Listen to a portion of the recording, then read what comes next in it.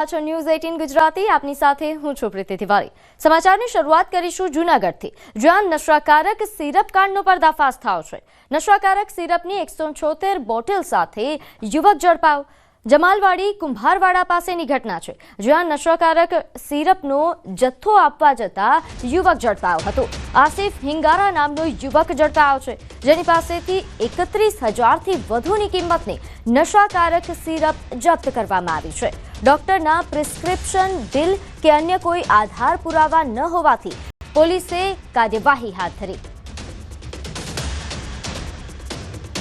તો હાલ આજે નશાકારક સિરપ કાંડનો પર્દાફાશ થયો છે, તેને લઈને ન્યૂઝ 18 ગુજરાતીના સળગતા સવાલો નોંધે છે કે હાલ આ પ્રકારના બનાવો વધી રહ્યા છે, ત્યારે નશાકારક સિરપનો જથ્થો ક્યાંથી આવ્યો તે પણ એક મહત્વપૂર્ણ બાબત છે, કારણ કે ન તો આની પાસેથી કોઈ બિલ મળી આવ્યું છે, ન કોઈ પ્રિસ્ક્રિપ્શન। નશાકારક સિરપનું સપ્લાયર કોણ છે તે પણ જાણવા જેવી બાબત છે, કારણ કે આ પહેલા પણ સિરપ કાંડને લઈને આપણે સમાચાર સાંભળી ચૂક્યા છે। નશાના નેટવર્કના તાર ક્યાં સુધી છે?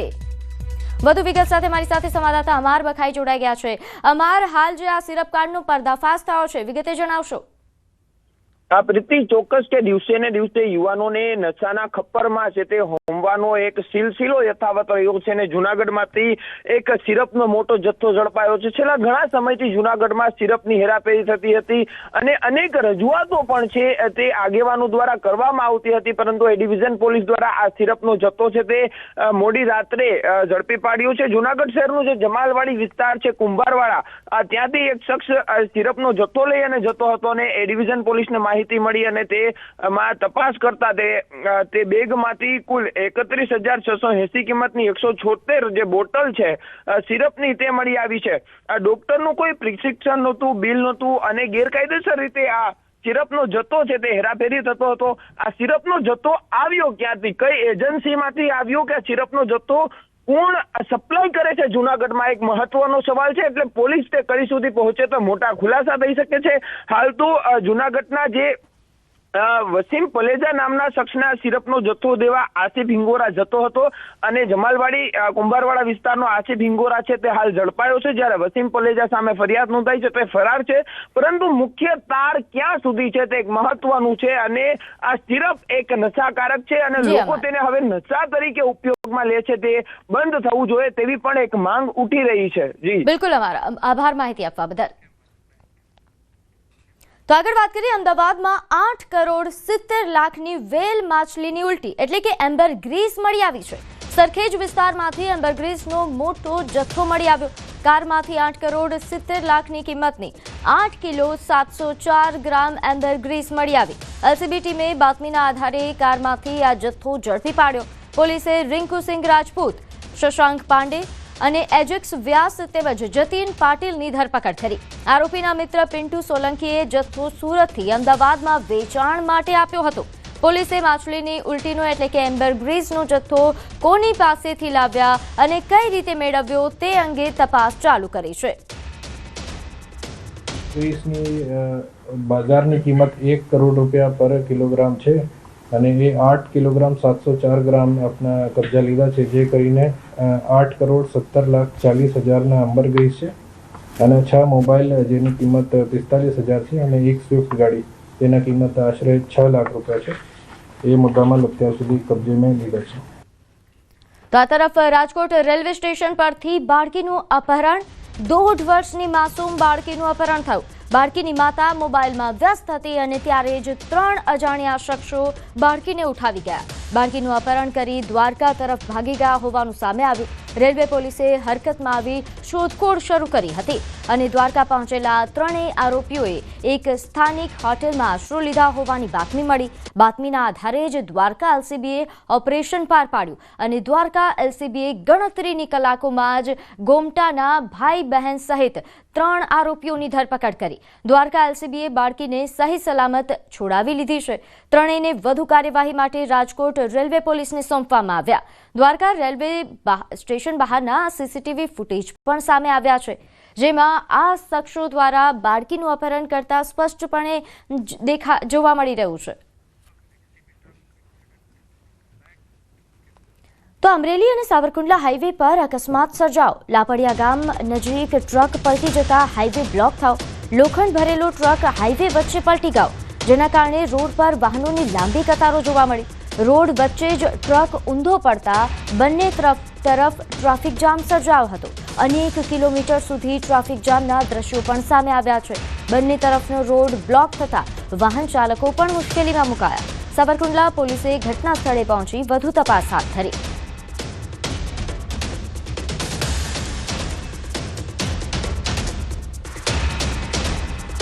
આગળ વાત કરીએ, નવસારીના ચીખલીમાં દીપડો કૂવામાં ખાબક્યો. વન વિભાગે સ્થાનિકોની મદદથી દીપડાનું રેસ્ક્યુ કર્યું. અહીં સાદકપોરના દાદરી ફળિયામાં ઘર પાછળ આવેલા કૂવામાં દીપડો પડ્યો હતો. સ્થાનિકોએ વન વિભાગને જાણ કરતા રેસ્ક્યુ કરવાની કામગીરી હાથ ધરાઈ હતી. કૂવામાં પાંજરું મૂકીને રેસ્ક્યુ કરવાની કામગીરી હાથ ધરવામાં આવી હતી. દીપડાને ડાંગના જંગલ વિસ્તારમાં છોડવામાં આવશે તેવી વન વિભાગે માહિતી આપી. તો વન વિભાગ દ્વારા હાલ રેસ્ક્યુ કરવામાં આવ્યું. તો આ બે દ્રશ્યો છે. એક તરફ જોવા મળી રહ્યું છે કે કૂવામાં આ દીપડો જે રીતે ફસાઈ ગયો હતો, જો કે સ્થાનિકોને જાણ થતાં જ સ્થાનિકોએ વન વિભાગને જાણ કરી અને વન વિભાગ દ્વારા ભારે જહેમત બાદ આ દીપડાનું રેસ્ક્યુ કરવામાં આવ્યું. જ્યાં રેસ્ક્યુના દ્રશ્યો પણ સામે આવ્યા છે. આ બે અલગ અલગ દ્રશ્યો આપ જોઈ રહ્યા છો. એક દ્રશ્ય કે જેમાં કૂવામાં દીપડો ફસાયા હોવાનું સ્પષ્ટ દેખાઈ રહ્યું છે. બીજી તરફ ખૂબ જ જહેમત બાદ વન વિભાગની ટીમ દ્વારા રેસ્ક્યુ કરાયું. આગળ વાત કરીએ, એસઆઈઆરની કામગીરીનો ઉપયોગ પોલીસે નાસ્તો ફરતો આરોપી પકડવામાં કરી લીધો. 2 વર્ષ પહેલા નરોડા વિસ્તારમાંથી એક યુવક સગીરાને લગ્નના ઈરાદે ભગાડીને લઈ ગયો હતો, પરંતુ શાતિર આરોપી છેલ્લા 2 વર્ષથી પોલીસથી બચવા માટે નાસ્તો ફરતો હતો. પરંતુ પોલીસે પણ આરોપીથી એક સ્ટેપ આગળ નીકળી પોલીસ અને કલેક્ટર ઓફિસથી બીએલઓના નામે ફોન કરીને ચૂંટણી કાર્ડ કઢાવવાના બહાને આરોપીના પિતાને ફોન કરીને તેના દીકરાનો નંબર મેળવ્યો હતો. જેના આધારે તપાસ કરતા મહેસાણાના સોભાષણ ગામની એક સિરામિક કંપનીનું લોકેશન મળી આવ્યું. પોલીસે મહેસાણાથી રોહિત ઠાકોરની ધરપકડ કરી અને વધુ કાર્યવાહી હાથ ધરી. પોલીસ તપાસમાં સામે આવ્યું કે આરોપીએ તાજેતરમાં જ સગીરા કે જે પુખ્ત વયની થઈ ત્યારે તેની સાથે લગ્ન કરી લીધા છે. પોલીસે પોક્સોની કલમનો ઉમેરો કરવા માટેની તજવીજ પણ શરૂ કરી છે.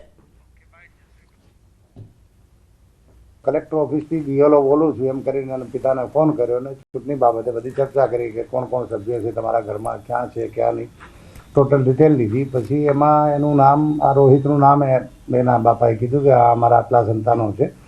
જે આધારે જે છે અમારા પરેશે કીધું કે તો એનો કંઈ નંબર મળે એમ હોય તો કે મારી પાસે નથી પણ મારા મોટાભાઈ જોડે છે તો હું સંપર્ક કરાવું તમને.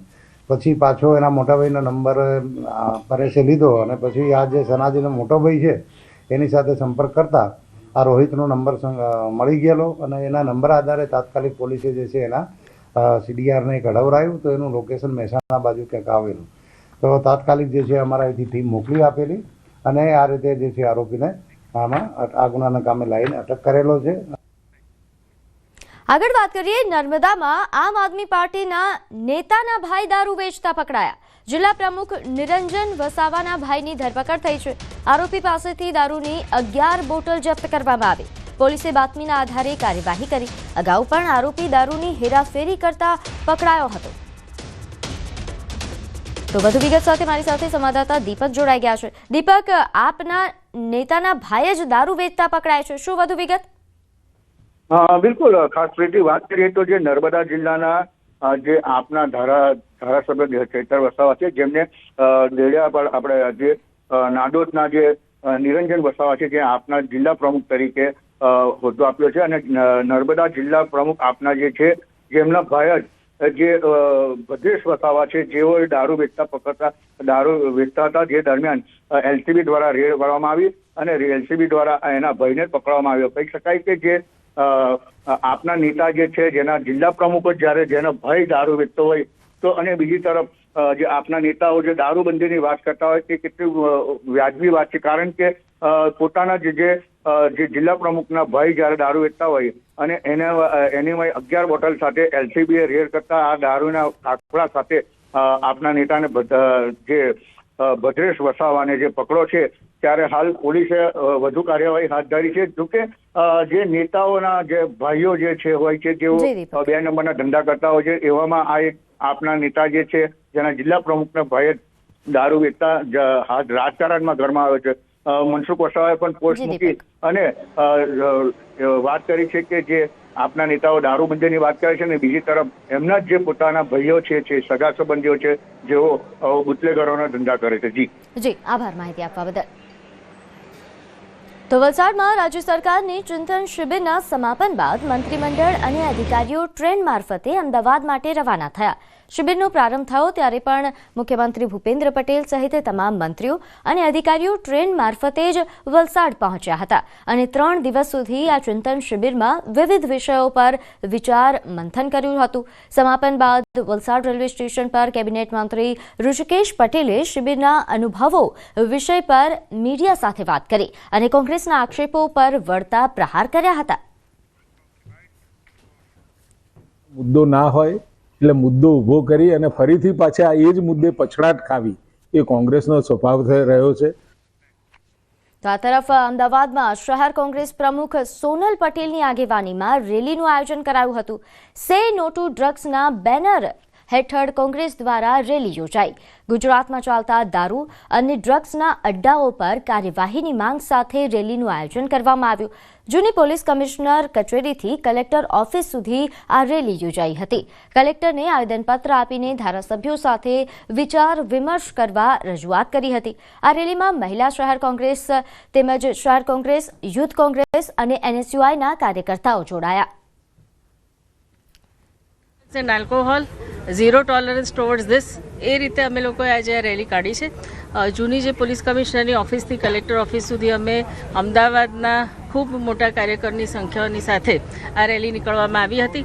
આપ સૌ જાણો છો કે કોંગ્રેસની જનસંઘર્ષ યાત્રા ચાલી રહી છે ઉત્તર ગુજરાતમાં અને ત્યાં ઠેઠ સિવાડાના છેડે થરાદ જેવી જગ્યાએ એક નાનકડી જગ્યાએ રેલી ચાલતી હતી ત્યારે મહિલાઓએ જે રજૂઆત કરી અને કહ્યું કે અહીં આગળ ડ્રગના અડ્ડા ચાલે છે અને તેને પાછું ફિલ્મમાં પણ ઉતારવામાં આવ્યું. તો ભાવનગર જિલ્લાના NSUIના પ્રમુખની ધરપકડ કરવામાં આવી. અમદાવાદ સાયબર ક્રાઇમ બ્રાન્ચે આરોપી અરશમાન ખાનની ધરપકડ કરી. આરોપી ઠગબાજ એ ગઠિયાઓને બેંક ખાતા પૂરા પાડતો હતો જેના બદલામાં કમિશન મેળવતો. સાથે જ NSUIનો પ્રમુખ અરશમાન ખાન એ બેંક ખાતા ધારકને એક એકાઉન્ટના બદલામાં 2000 રૂપિયા ચૂકવતો. ગઠિયાઓ આ બેંક ખાતામાં ફ્રોડના નાણાં મેળવતા હતા અને ઠગબાજો સારા નફાની લાલચ આપીને શેરબજારમાં રોકાણ કરાવી છેતરપિંડી આચરતા હતા. ફ્રોડના નાણાં જે એકાઉન્ટમાં ટ્રાન્સફર થતા હતા તે ખાતા ધારકોનો આરોપી અરશમાન ખાન સંપર્ક કરતો હતો અને રૂપિયા અને ઘાસચારાના હોવાનું કહીને વિડ્રો કરાવતો હતો અને આંગળીયા મારફતે પૈસા મેળવી લેતો હતો. આરોપીએ ઠગ ગેંગને કુલ 11 બેંક ખાતા પૂરા પાડ્યા છે જેમાં 1.5 કરોડ રૂપિયાના ટ્રાન્ઝેક્શન થયા છે. અરશમાન ખાન 1.5 વર્ષ પહેલા દુબઈ સ્ક્રેપના ધંધા માટે ગયો હતો જ્યાં ચાઇનીઝ ગેંગના સભ્યો સાથે મુલાકાત કરી અને આરોપી વિરુદ્ધ પાલિતાણા અને વડોદરામાં ફરિયાદ નોંધાઈ છે. છે એ છેલ્લા 1.5 વર્ષથી આવા પ્રકારના ડમી એકાઉન્ટ્સ આ લોકો જેના અકાઉન્ટમાં અમારા ફરિયાદીના પૈસા ગયા છે વેસ્ટ બેંગાલના અકાઉન્ટમાંથી પછી એક ધંધોકાના એક અકાઉન્ટમાં 3 લાખની રકમ ટ્રાન્સફર કરવામાં આવી હતી. જ્યારે અકાઉન્ટ હોલ્ડરને પૂછવામાં આવ્યું ત્યારે આ આરોપીના એક મિત્ર દ્વારા એમને એવો ઝાંસો આપવામાં આવે છે કે અમારા ઘાસચારાના અને અમારો જે બિઝનેસ છે એમના પૈસા આવવાના છે અને એ પૈસા બીકોઝ અમારામાં એક લિમિટ હોય છે એટલે તમારા અકાઉન્ટમાં લઈને આપ કેશ વિડ્રો કરીને અમને આપી દેજો અને એમને જે ખાતાધારકને 2000નું કમિશન આપવાની વાત કરી હતી. ખાતાધારકને ખ્યાલ નહોતો કે આ પૈસા સાયબર ફ્રોડના આવવાના છે. સમાચારમાં આગળ વાત કરીએ. રાજ્યમાં હવે કાતિલ ઠંડીનો રાઉન્ડ આવશે. અમરેલી, વડોદરામાં લઘુત્તમ તાપમાન 16.8 ડિગ્રી પહોંચી ગયું તો રાજકોટમાં લઘુત્તમ તાપમાન 17.2 ડિગ્રી નોંધાયું. આ ઉપરાંત ભુજમાં લઘુત્તમ તાપમાન 17.4 ડિગ્રી નોંધાયું છે. નલિયામાં સૌથી વધારે લઘુત્તમ તાપમાન 17.6 ડિગ્રી નોંધાયું. તો ડાંગના ગિરિમથક સાપુતારામાં ઠંડીનું જોર વધ્યું છે. અહીં ઠંડીનું પ્રમાણ વધતા પ્રવાસીઓ છૂટવાયા છે. વહેલી સવારે 12 ડિગ્રી તાપમાન નોંધાયું. ઠંડીના પ્રકોપથી બચવા લોકોએ તાપણીનો સહારો લીધો. નોંધનીય છે કે ઠંડીના પગલે સાપુતારાના તમામ માર્ગો એ સુમસામ બની જવા પામ્યા છે.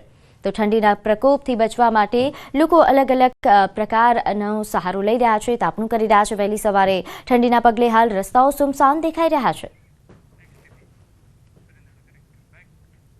તો સુરેન્દ્રનગરમાં ભૂમાફિયાઓ બેફામ થયા છે. સાયલાના ચોરવીરામાંથી ગેરકાયદેસર કાર્બોસેલનું ખનન ઝડપાયું. ખાણ ખનીજ વિભાગની ટીમે અહીં કાર્યવાહી કરી. ગેરકાયદેસર કાર્બોસેલના 9 કુવા ઝડપી પાડ્યા.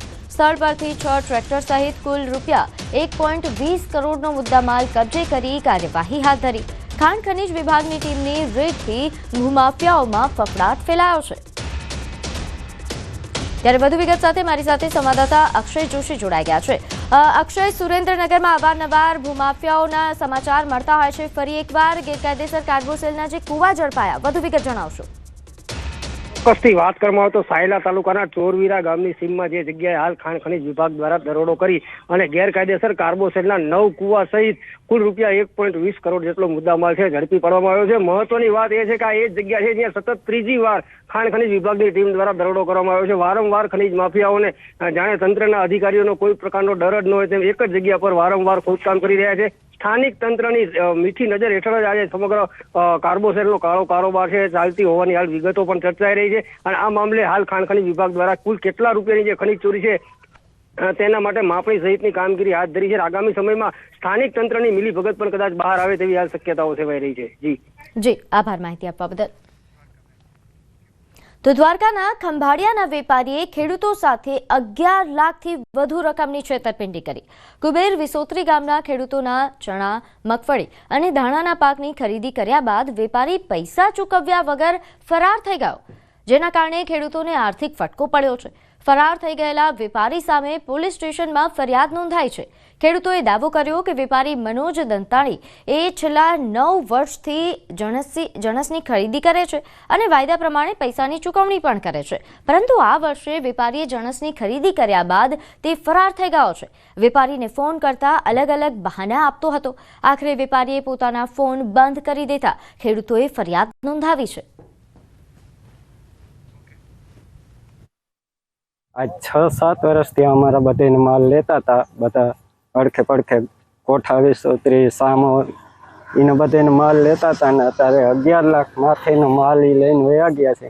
ખેડૂતને માથે વધીને રોવા જેવું થાય છે. એક કુદરતી માર પહેલો છે એ છે ને એકા મનોજભાઈ શિયાળુ પાક બધાને ઉઠાવીને લઈ ગયા છે. એટલે જેમ બને વહેલાસર પ્રોસિજર કરીને મનોજભાઈને પકડવાનું. એક વેપારીએ અમારા 6-7 ખેડૂતો જેની જે મોસમ થાય છે, જેની જે જણસ હોય છે, એનો માલ જે લેવા સાથે પ્રવૃત્તિ સાથે જોડાયેલા હતા અને માલ લઈ અને પૈસા ન આપ્યાની ઘટના બની છે.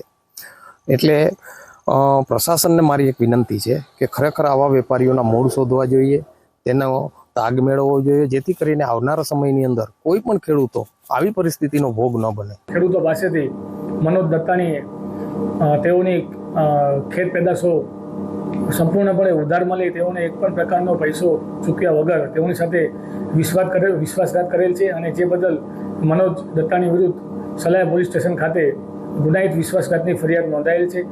હાલ જે આરોપી મનોજ દત્તાણી છે એ નાસ્તો કરતો હોય તેને શોધવા માટેના પ્રયત્નો ચાલુમાં છે. સમય થયો છે એક નાનકડા વિરામનો.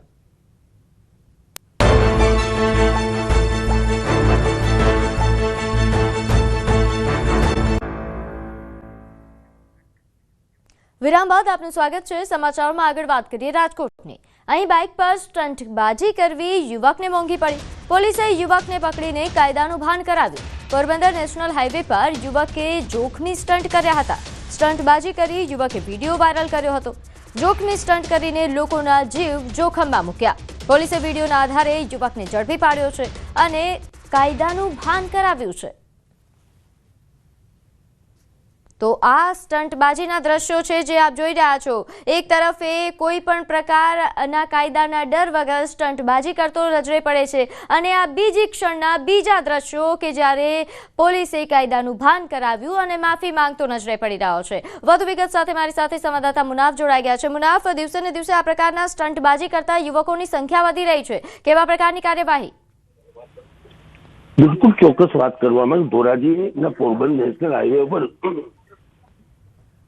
મોટરસાયકલ જોખમી સ્ટંટ કરતા વિડીયો એક વાયરલ થયો હતો. ધોરાજી તાલુકા પોલીસે તાત્કાલિક ધોરણે એને પકડી પાડ્યો હતો. ધોરાજી નેશનલ હાઈવે પર સ્ટંટ બાદ ઘણા સમયથી જોખમી સ્ટંટ મોટરસાયકલ કરતા અવનવર વિડીયો વાયરલ થતા હોય છે. ત્યારબાદ પોલીસ તંત્ર હરકતમાં આવે છે. ધોરાજી તંત્ર સ્ટંટ બાદ પકડી પાડતી કાયદાનું ભાન કરાવી અને કાયદેસરની કાર્યવાહી કરવામાં આવતો આવી છે.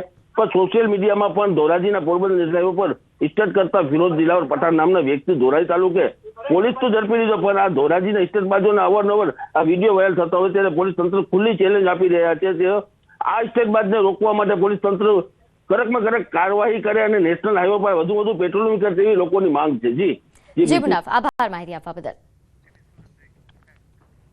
તો આ તરફ સુરતમાં છેતરપિંડીનો આરોપી 8 વર્ષે પકડાયો. પુણા પોલીસને મોટી સફળતા મળી છે. રૂપિયા 13.95 લાખના છેતરપિંડીનો આરોપી 8 વર્ષે પકડાયો છે. પોલીસે આરોપી અલ્પેશ જીવરાજભાઈ નાવડિયાને ભાવનગરથી ઝડપી પાડ્યો.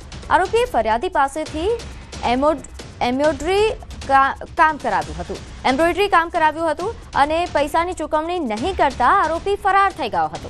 આરોપીના વિરુદ્ધ પુણા પોલીસ સ્ટેશનમાં છેતરપિંડીની ફરિયાદ નોંધાઈ હતી, જે બાદ 8 વર્ષ બાદ પોલીસને સફળતા મળી છે. નોંધે છે કે એમ્બ્રોઇડરીનું કામ કરાવ્યું હતું પરંતુ પૈસાની ચૂકવણી નહોતી કરી અને તેના કારણે ફરિયાદી દ્વારા અહીં પુણા પોલીસ સ્ટેશનમાં ફરિયાદ નોંધાવવામાં આવી અને જે બાદ પોલીસે કાર્યવાહી કરી અને આ ફરાર આરોપીને ઝડપી પાડ્યો છે. આગળ વાત કરીએ, પાકિસ્તાન જેલમાં બંધક ભારતીય માછીમારોના પરિવારોની હાલત કફોડી છે. 6 નવેમ્બરના રોજ દીવના સૌદવાડીના 2 માછીમારો અને વાણકબારાનો એક સહિત કુલ 8 જેટલા માછીમારોને પાકિસ્તાન મરીને બંધક બનાવ્યા હતા. ત્યારે દીવ ભાજપના અગ્રણીઓએ પરિવારની મુલાકાત લીધી અને સાંત્વના પાઠવી. મહત્વનું છે કે દરિયામાં ફાયરિંગ કરીને બોટ સાથે માછીમારોને બંધક બનાવ્યા હતા. ફાયરિંગમાં દીવના એક માછીમારને ગોળી પણ વાગ્યા હોવાની માહિતી છે. ત્યારે માછીમારોની કોઈ ભાન ન મળતા પરિવાર ચિંતિત બન્યો છે અને સરકાર પાસે મદદની આશા રાખી રહ્યો છે. તો જિલ્લા ભાજપના આગેવાનો દ્વારા પરિવારની મુલાકાત પણ કરવામાં આવી, તેમની સાંત્વના પાઠવી છે. પાકિસ્તાનમાં બંધક ભારતીય માછીમારોના પરિવારોની વેદના નોંધે છે કે હાલ પરિવાર ખૂબ જ વ્યથિત છે, કારણ કે દીવના 2 માછીમારો જેમાંથી એકને ગોળી વાગ્યા હોવાના પણ સમાચાર છે. કુલ 8 જેટલા માછીમારો છે કે જેણે પાકિસ્તાન મરીને બંધક બનાવ્યા છે. દીકરોને મને જમાઈને ક્યાં ગોળી લાગી છે એ કઈ ખબર નથી. એટલી વિનંતી કરીએ કોઈ પણ પુગાડી શકે. 6 તારીખના પકડાઈ ગયા છે પણ અમને કઈ ખબર નથી કે એ લોકો ક્યાં છે ક્યાં નથી, અમને કઈ ખબર નથી. અમને ના બાજુવાળા બોટુમાં જે માણસો હતા ને એ લોકોએ કીધું કે એ લોકોને પકડીને લઈ ગયા છે. નક્કી બી કર્યું છે કે ડીએમને સાથે અમે એક આવેદન બી આપવાના છે ભારતીય જનતા પાર્ટી તરફથી કે આ લોકોની સ્ટેટસ શું છે પાકિસ્તાનના અંદરમાં, એનું પણ અમે ડીએમના માધ્યમથી વિદેશ મંત્રીની એક લેટર અહીંથી જાય એવું બી કરવા માટે નક્કી કરવામાં આવેલું છે. સમાચારોમાં હાલ બસ આટલું જ. આપ જોતા રહો ન્યૂઝ 18 ગુજરાતી. નમસ્કાર.